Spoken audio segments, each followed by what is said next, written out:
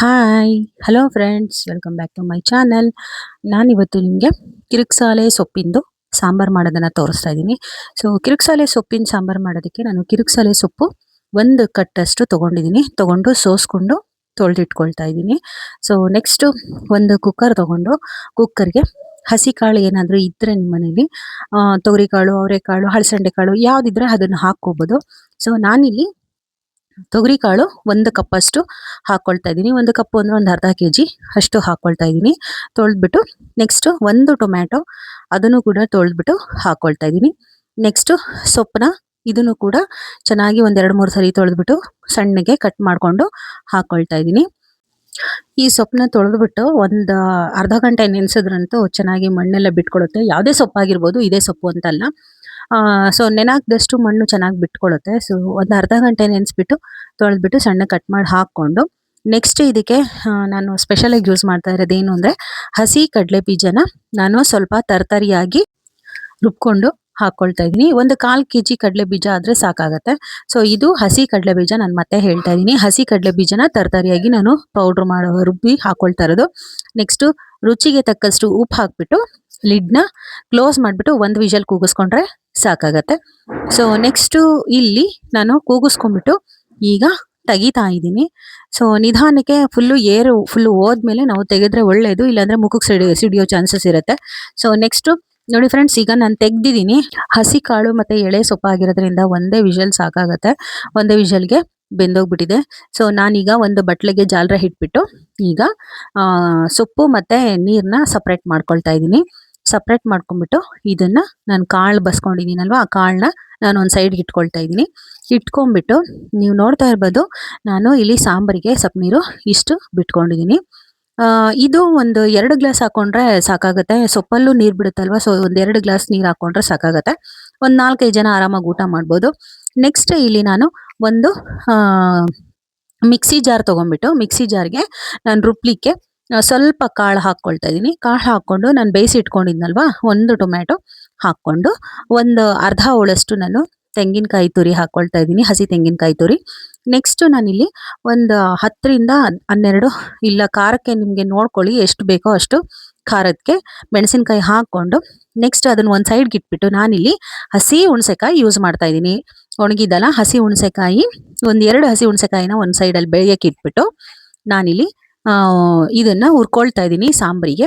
ಒಂದು ಅರ್ಧ ಈರುಳ್ಳಿ ಮತ್ತು ಒಂದು ಬೆಳ್ಳುಳ್ಳಿನ ಸುಲಿದು ಬಿಟ್ಟು ಹಾಕ್ಕೊಂಡು ಒಂದು ಅರ್ಧ ಸ್ಪೂನಷ್ಟು ಎಣ್ಣೆ ಹಾಕ್ಕೊಂಡು ಇದನ್ನು ನಾನು ಎಣ್ಣೆಯಲ್ಲಿ ಚೆನ್ನಾಗಿ ಬ್ರೌನ್ ಕಲರ್ ಬರೋವರೆಗೂ ಫ್ರೈ ಮಾಡ್ಕೊಳ್ತಾ ಇದ್ದೀನಿ. ಸೊ ಈರುಳ್ಳಿ ಆದಷ್ಟು ಕಡಿಮೆ ಹಾಕ್ಕೊಂಡ್ರೆ ಚೆನ್ನಾಗಿರುತ್ತೆ ಸಾಂಬಾರು, ಇಲ್ಲಾಂದರೆ ಸಾಂಬಾರು ತುಂಬ ಗಟ್ಟಿ ಆಗಿಬಿಡುತ್ತೆ.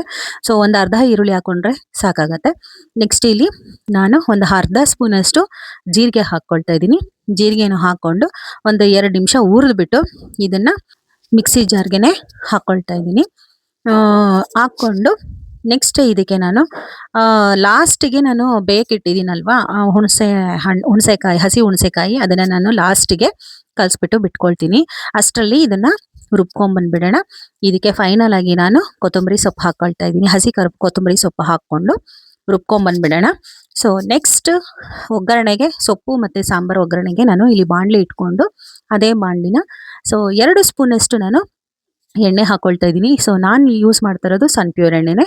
ಸೊ 2 ಸ್ಪೂನಷ್ಟು ಎಣ್ಣೆ ಹಾಕ್ಕೊಂಡು ಎಣ್ಣೆ ಬಿಸಿ ಆದ ನಂತರ ನಾನು ಇದಕ್ಕೆ ಸಾಸಿವೆ ಹಾಕ್ಕೊಳ್ತಾ ಇದ್ದೀನಿ. ಸಾಸಿವೆ ಚೆನ್ನಾಗಿ ಸಿಡಿಬೇಕು. ಸಿಡಿದಾದ್ಮೇಲೆ ಇದಕ್ಕೆ ನಾನು ಒಂದು 2 ಕಡ್ಡಿಯಷ್ಟು ಕರ್ಬೇವಿನ ಸೊಪ್ಪು ಹಾಕ್ಕೊಳ್ತಾ ಇದ್ದೀನಿ. ಹಸಿ ಕರ್ಬೇವಿನ ಸೊಪ್ಪನ್ನೇ ಹಾಕ್ಕೊಂಡು ಇದು ಕೂಡ ಸ್ವಲ್ಪ ಗರಿ ಗರಿ ಅಂತ ಆದಮೇಲೆ ನೆಕ್ಸ್ಟ್ ಇದಕ್ಕೆ ನಾನು 2 ಈರುಳ್ಳಿನ ಸಣ್ಣದಾಗಿ ಕಟ್ ಮಾಡಿ ಹಾಕ್ಕೊಳ್ತಾ ಇದ್ದೀನಿ. ನಾನಿಲ್ಲಿ ಸಾಂಬಾರಿಗೆ ಇನ್ನು ಸಪ್ರೇಟ್ ಹಾಕ್ಕೊಳ್ತಾ ಇಲ್ಲ, ಇದರಲ್ಲೇ ಸ್ವಲ್ಪ ಎತ್ಬಿಟ್ಟು ಸಾಂಬಾರಿಗೆ ಹಾಕ್ಕೊಳ್ತೀನಿ. ಒಗ್ಗರಣೆನ ಚೆನ್ನಾಗಿ ಬ್ರೌನ್ ಕಲರ್ ಬರೋವರೆಗೂ ಹುರ್ಕೊಳ್ಬೇಕು.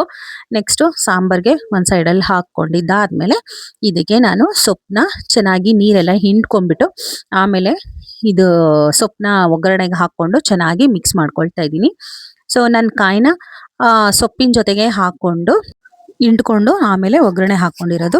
ನೆಕ್ಸ್ಟು ನಾವಿಲ್ಲಿ ನೋಡ್ತಾ ಇರೋದು ಸೊಪ್ಪು ನೀರಿಗೆ ನಾನು ಆಲ್ರೆಡಿ ಒಗ್ಗರಣೆ ಹಾಕ್ಕೊಂಡಿದ್ದೆ, ಅದೇ ಹೇಳಿದ್ನಲ್ವ, ಒಗ್ಗರಣೆಗೆ ನಾವು ಸೊಪ್ಪಿಗೆ ಇಟ್ಕೊಂಡಿದ್ದಲ್ಲ ಅದೇ ಒಗ್ಗರಣೆನ ನಾನು ಇಲ್ಲಿಗೆ ಹಾಕ್ಕೊಂಡಿರೋದು, ಸಪ್ರೇಟ್ ಏನು ಹಾಕ್ಕೊಂಡಿಲ್ಲ.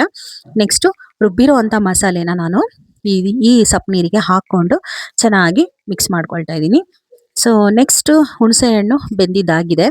ಸೊ ಈಗ ಇದನ್ನ ನಾವು ಸಿಪ್ಪೆ ತೆಗೆದ್ಬಿಡೋಣ. ಸಿಪ್ಪೆ ತೆಗೆದ್ಬಿಟ್ಟು ಆಮೇಲೆ ಇದಕ್ಕೆ ಒಂದು ಸ್ವಲ್ಪ ನೀರು ಬಿಟ್ಬಿಟ್ಟು ಇದನ್ನ ಕಲಿಸ್ಕೊಳ್ಳೋಣ.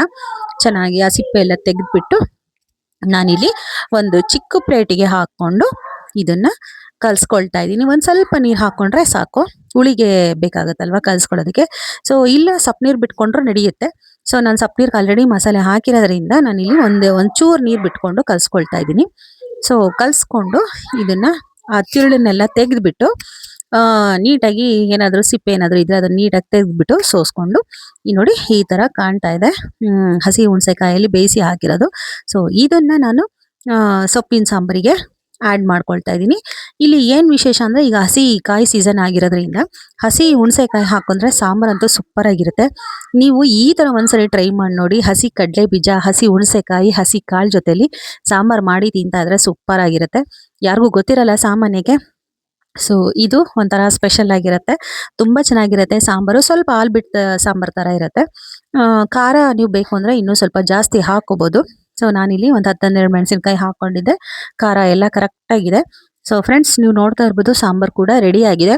ಸೊ ನಮ್ಮ ಕಡೆ ಸ್ವಲ್ಪ ಸೊಪ್ಪಿನ ಸಾಂಬಾರನ್ನ ಕುದಿಸಲ್ಲ ಸ್ಟಾರ್ಟಿಂಗಲ್ಲಿ. ಇದನ್ನ ಆಗ ಏನು ಮಾಡಿರೋ ಟೈಮಲ್ಲಿ ನಾವು ಹಾಗೆ ಊಟ ಮಾಡ್ತೀವಿ. ಹಂಗೂ ಉಳಿದಿತ್ತು ಅಂದಾಗ ಮಾತ್ರ ನಾವು ಇದನ್ನ ಕಾಯಿಸಿ ಇಟ್ಕೊಳ್ತೀವಿ. ಸೊ ಸ್ವಲ್ಪ ಉಪ್ಪು ಸಾಲ್ದಂಗಿತ್ತು ಅಂತ ಹೇಳ್ಬಿಟ್ಟು ನಾನು ಉಪ್ಪು ಹಾಕೊಂಡಿದ್ದೀನಿ. ಸೊ ಫ್ರೆಂಡ್ಸ್, ಈಗ ಎರಡೂ ರೆಡಿ ಆಗಿದೆ. ಸೊ ಇದನ್ನ ನಾವು ಮುದ್ದೆ ಅಥವಾ ಅನ್ನದ ಜೊತೆಲಿ ತಿಂತಾ ಇದ್ರೆ ಸೂಪರ್ ಆಗಿರುತ್ತೆ. ನಾವಂತೂ ಜಾಸ್ತಿ ಮುದ್ದೆ ಜೊತೆಲೆ ತಿನ್ನೋದು. ನೀವು ನೋಡ್ತಾ ಇರ್ಬೋದು ಸೊಪ್ಪು ಮತ್ತೆ ಸಾಂಬಾರು ಸೂಪರ್ ಆಗಿದೆ. ನಾನು ಮುದ್ದೆ ಮಾಡ್ಕೊಂಡು ಊಟ ಮಾಡ್ತೀನಿ. ಫ್ರೆಂಡ್ಸ್, ನೀವು ಕೂಡ ಒಂದ್ಸರಿ ಇದನ್ನ ಮನೇಲಿ ಟ್ರೈ ಮಾಡಿಬಿಟ್ಟು ಹೇಗೆ ಬಂತು ಅಂತ ಹೇಳಿ. ಖಂಡಿತ ನಿಮಗೂ ಕೂಡ ಇಷ್ಟ ಆಗುತ್ತೆ ಈ ಥರ ಸಾಂಬಾರು. ಆಮೇಲೆ ನೀವೇ ಹೇಳ್ತೀರಾ ತುಂಬ ಚೆನ್ನಾಗಿತ್ತು ಅಂತ ಹೇಳ್ಬಿಟ್ಟು.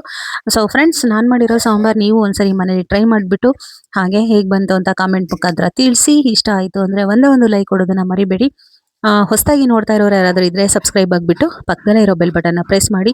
Thank you for watching.